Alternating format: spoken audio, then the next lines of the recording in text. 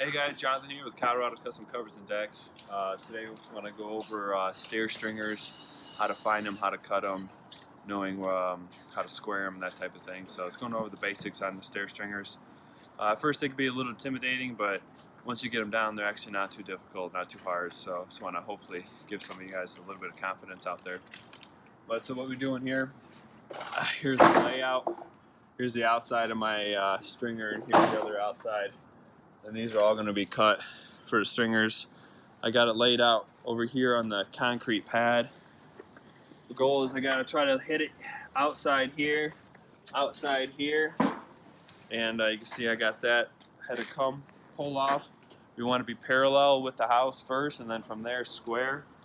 So we should be coming, laying down, hitting right on this pad that we already have, nice and easy. So in order to get my distance and my rise, I got to first measure off from the top of the decking, come down to where the stringers are going to hit on the concrete there, so I know where my total rise is, and then from there I can figure out what individual rise is going to be.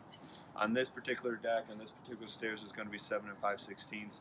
We like to try to stay within 7.5, max 7 3/4, 7 1/4. In between there is where we really like to try to stay, so we'll fudge some things to make sure we make that correct and stay within that rise.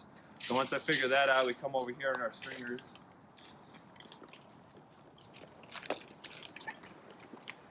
I already got it laid out, so what we like to do is we crown everything up. So all of our stringers are crowned. This is the crown. So the crown on the board, every board has a little bit of crown, so we always have the crown facing out. And then we get a little square, get it all set up. We got 7 5/16, and then our tread is 10 inches. And then you just lay it out, make our marks, come down, make our marks, and then from there we'll cut it out. And doing it like this, having it all stacked, we use a nice Bigfoot saw. So it'll cut through 2 and it will mark the 3rd, so we can make sure everything stays the same. Because if we start to get off on these stringers, then once you start to put your decking on it, you're going to see a little hump in them because they're not going to be perfectly straight or square and level. So you got to really make sure when you're cutting these that you cut them well and perfect.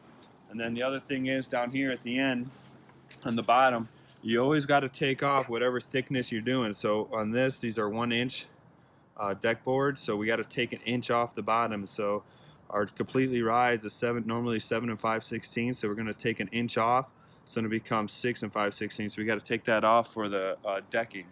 Otherwise, we'll be 1 inch out of code. And so if you're doing 2x4, or if you're doing like redwood, and it's going to be 1.5 inches, then you take 1.5 inches off the bottom. So you got to always remember that to take that off. Otherwise, you're going to be out of code and you're not going to pass. So there's kind of the basics of cutting stringers. If you guys like these videos, please like and subscribe and share on our Facebook page at Covers and Decks, and also our YouTube channel, The Deck Answers. If you guys have questions, remember The Deck Answers.